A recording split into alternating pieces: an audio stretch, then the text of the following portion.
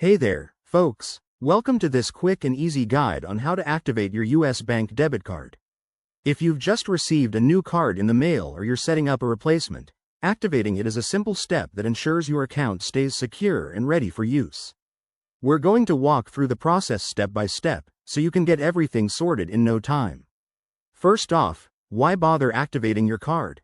It's all about security. An unactivated card is like leaving your front door unlocked. Anyone could try to use it. Once activated, you'll protect your funds and start enjoying perks like contactless payments and ATM access. Let's dive into the methods. The most straightforward way is online activation.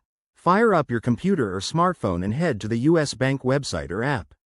Log in with your online banking credentials, that's your username and password.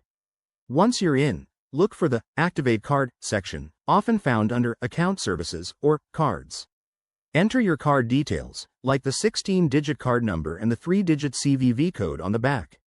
Follow the on-screen instructions, and you'll be done in under 2 minutes. Pro tip: make sure you have your card handy and double-check for any verification codes sent to your email or phone. If online isn't your thing, try activating by phone. Flip your card over and find the customer service number on the back. Call it up, and you'll either follow automated prompts or speak to a live representative.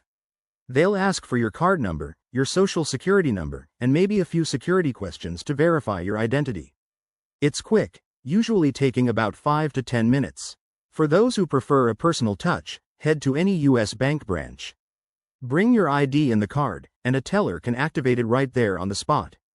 This is great if you have questions or need help with other banking matters. No matter which method you choose, always prioritize security.